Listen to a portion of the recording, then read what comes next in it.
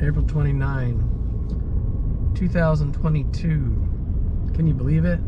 Nearly 5 months into 22 already. So I just flew again. Had a really fun responses from the last video.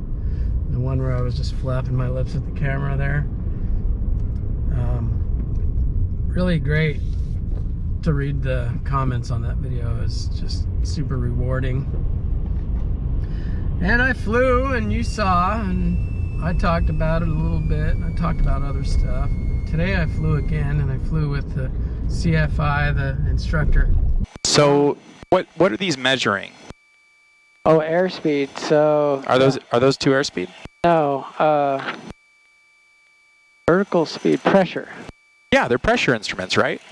I was really glad that I flew yesterday to, like, you know, knock the rust off, because today we were supposed to do a cross country, and he was telling me all of the book stuff, you know, all the knowledge, all the brain, all the stuff he has stored in his brain is impressive.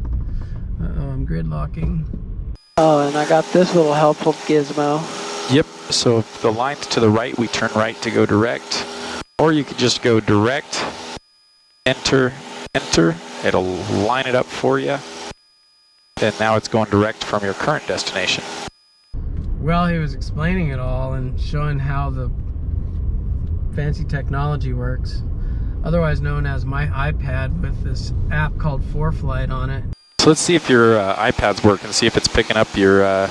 It was very, like, this app does everything. I mean, it knows how far above ground level you are. It knows tons of stuff about the entire world. It's like, yeah, man, Reagan would have been terrified if they thought they had a Cold War then. The amount of technology at the hands of nearly everybody now is just bizarre.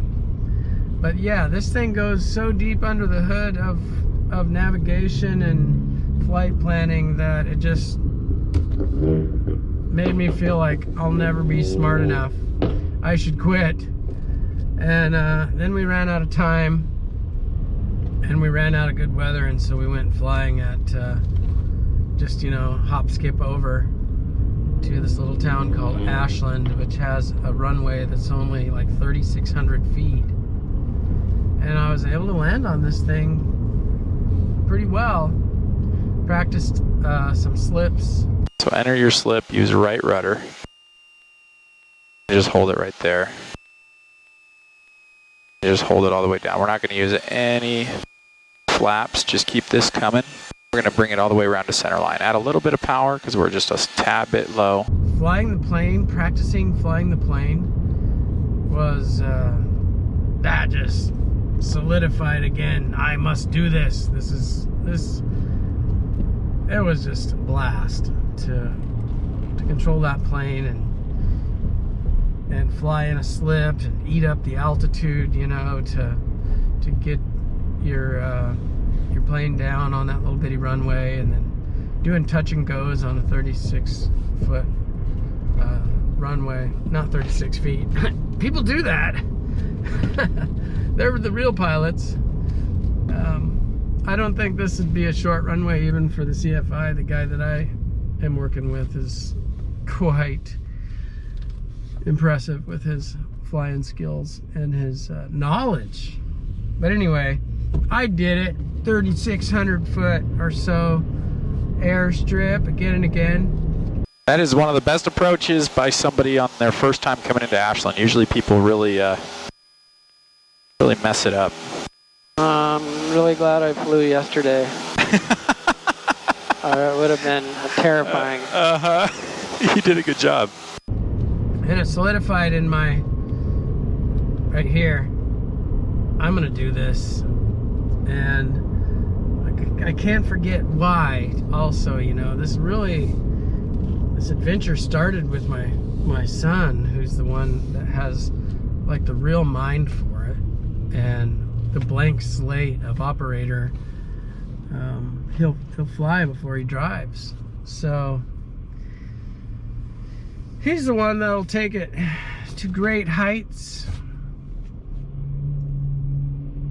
But I want to be there. I want to be there for part of it. I want to be there at whatever height I can achieve, which is minimal height. They think I'm dancing next door here. It's I'm colorblind, you know. I have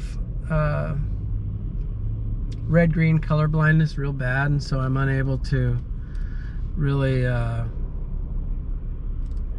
go as far as I'd like to go. Are you August? Yeah. Hey, I'm a big fan, man. Thanks. Hell yeah, brother. Yeah, you're awesome, brother. I'm making a video right now. Rock on, man. Wow, that's funny.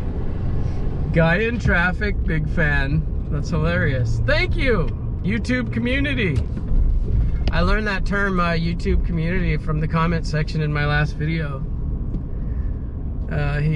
This guy says, yeah, follower is a dodgy word. Say community. And I'm like, perfect.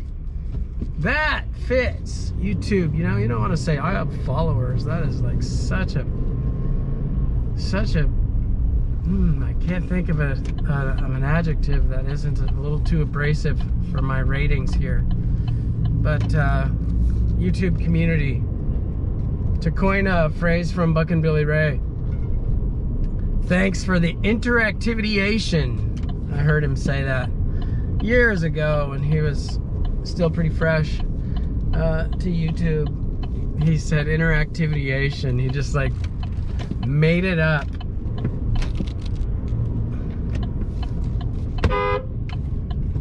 That was my wife. That was a friendly honk.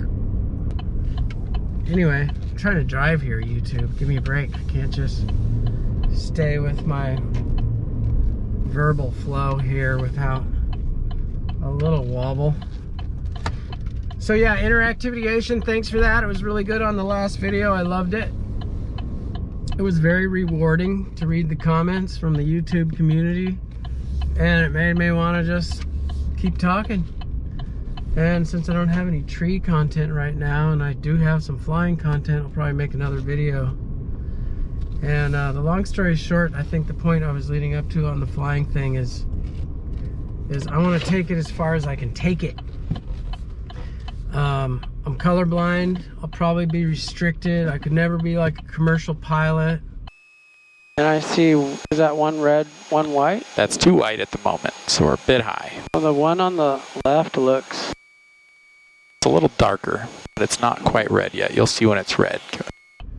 Years ago when I was a little kid, they told me you'll never be a pilot. And then I had people, bosses and stuff who I worked for, who would condescend, and I would talk about flying, and they would say, you should stay on the ground. In other words, you're an idiot.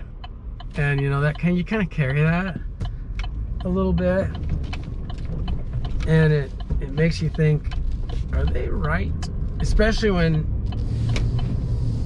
they're trying to cram a bunch of knowledge later, when you're trying to like prove them wrong, and some egghead like the CFI is cramming all of this experiential knowledge that he's accumulated over time, and you think you're just dumb, but really he's just got a lot more time in than you, and it just feels like he's stratospherically farther up the chain, and it's kind of intimidating.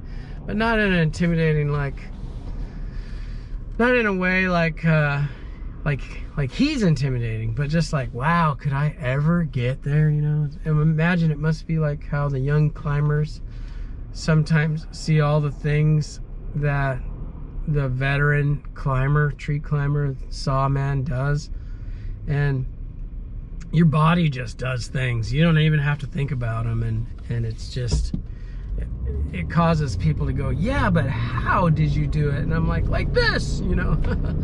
And you got to really break it down and break it into little pieces and explain it to, it's teaching a thing that makes you learn a thing better than ever. It's because you don't know what you know until you have to try to teach what you know. And then you know what you knew even better. Oh, this looks even better. I love the rain too. It's like just an added factor. And then you know what you knew even better. I'm rambling. let me get back to my point. I'm going to do this because life is to be lived, and I'm going to do this to whatever level I can attain. And I'm going to be super stoked for the much higher levels that my son and others can attain and have attained. And I'll stick with happiness about what I can do in the here and in the now and in the future. Thanks for listening. Talk to you soon. So usually when I come here for the first time with somebody, it's always a full stop taxi back. We never have enough runway after the first landing. Your first 2 tries, we've made it touch and goes because you're putting it down where you need to. Yeah. So, good work. That slip might have... It helped. It definitely helped, but it's good practice too.